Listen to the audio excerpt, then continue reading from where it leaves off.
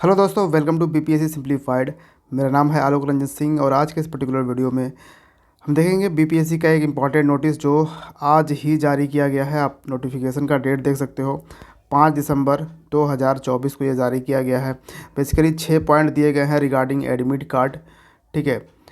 और ये जो है ना, इससे बेसिकली बीपीएससी ये कंफर्म कर रहा है कि आपका जो एग्ज़ामिनेशन है 13 दिसंबर को, वो कंफर्म रखिए, ठीक है। ये 13 को लिया ही जाएगा, ठीक है। और इससे बहुत ज़्यादा चीज़ें और चीज़ें जानकारी नहीं मिलती है।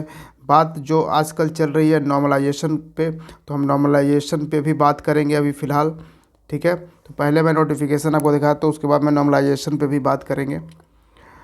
तो हाँ, तो देखिए यहाँ पे 13/12/2024 को ये एग्ज़ामिनेशन लिया जाएगा 12 बजे से 2 बजे तक। और इसके राज्य के विभिन्न विभिन्न ज़िलों में अवस्थित परीक्षा केंद्र यहाँ पे होगी। और एडमिट कार्ड, ई एडमिट कार्ड आपको 6/12/2024 को डाउनलोड होना शुरू हो जाएगा। कब से? यानी कि आज 5 तारीख है, तो कल से यानी कि 6 तारीख से, 6 दिसंबर से शुरू हो जाएगा। बाकी यूज़र नेम, पासवर्ड, लॉगिन ये सब से निकाल के आप वेबसाइट से आप डाउनलोड कर सकते हैं एडमिट कार्ड। बाकी सेंटर कोड भी आपको दे दिया जाएगा, लेकिन सेंटर कोड आपको बताया जाएगा 10 तारीख को। सॉरी, सेंटर कोड तो आपको दे दिया जाएगा, लेकिन उस कोड में कौन सा डिस्ट्रिक्ट आता है वो आपको 10 तारीख को बताएगा। कौन सा सेंटर आता है वो आपको 10 तारीख को मालूम चलेगा। बाकी ई एडमिट कार्ड का फ़ोटो कॉपी भी आप लेकर जाएं, इसको ये आपको बताया जा रहा है। बाकी 11 बजे तक आप परीक्षा केंद्र पर पहुंच जाएं, क्योंकि 11 बजे से बंद हो जाएगा। एक्चुअली 9:30 से ही यहाँ पे शुरू हो जाएगा। और एक बात करी है नेगेटिव मार्किंग की। नेगेटिव मार्किंग 1/3, अगर आपने एक गलत कर दिया तो 1/3 मार्क्स जो है वो आपका कट हो जाएगा।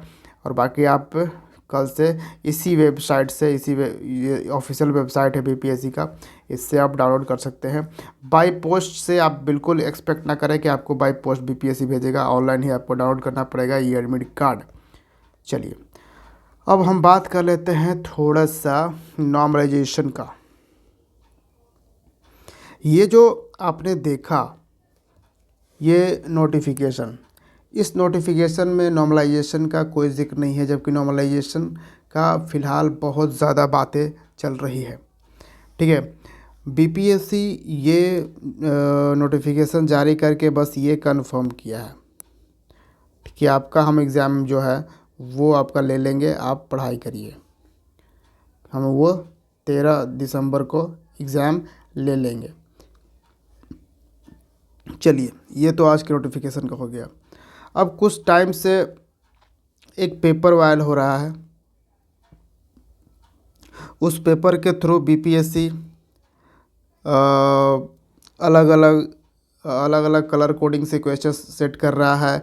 ऊपर से 150 क्वेश्चंस वो डिफरेंट बना रहा है, अलग अलग, ठीक है। जब 150 क्वेश्चन आप डिफरेंट सेट करिएगा अलग अलग सेंटर पे, नहीं तो मेनली अगर डिस्ट्रिक्ट में ही अलग अलग डिस्ट्रिक्ट पे ही अगर अलग अलग सेंट करिएगा, तो फिर मार्क्स कैसे दीजिएगा? क्योंकि जो क्वेश्चंस होगा डिफरेंट, जो क्वेश्चंस आएंगे वो तो किसी के लिए वो हार्ड हो जाएगा, किसी का लेवल मीडियम रहेगा, किसी के लिए इजी हो जाएगा, ठीक है। तो इस तरीके से आप मार्क्सिंग करिएगा कैसे? तो बेसिकली होएगा क्या? नॉर्मलाइजेशन। अब जब नॉर्मलाइजेशन आप करोगे तो ये संभावना तो है कि बहुत ही बड़ी मात्रा में करप्शन होगा। एक तो ऐसे ही अब बिहार जो है बिल्कुल इनफेमस है करप्शन के मामले में। तो ये आप करने वाले हो, आपने कटअप कैसे आप जारी करोगे जब अलग अलग क्वेश्चंस होंगे, तो डिफरेंट क्वेश्चंस होंगे, तो ठीक है। तो नॉर्मलाइजेशन तो एक स्टूडेंट के लिए बहुत ही ख़राब चीज़ है, ठीक है। और यहाँ तक कि जब यूपीएससी जैसा बड़ा एग्ज़ाम पूरा ऑल ओवर इंडिया में जो एग्ज़ाम ये लिया जाता है, ये जब अच्छे से फेयर एग्ज़ाम करा सकता है, तो आप क्यों नहीं करा सकते? सिर्फ एक स्टेट में आपको कराना है, समझ रहे हो बात।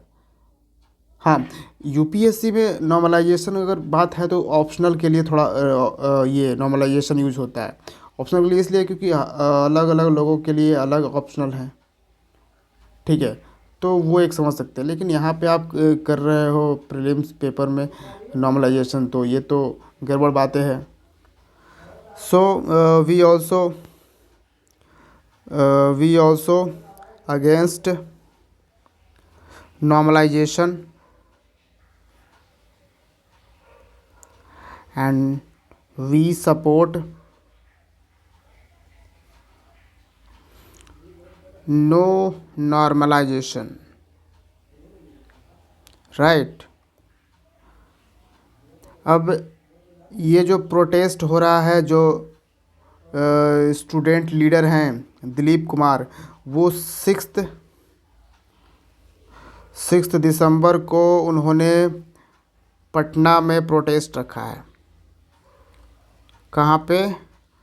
तो बीपीएससी का गेट है, बीपीएससी का गेट, वहाँ पे ये प्रोटेस्ट होगा।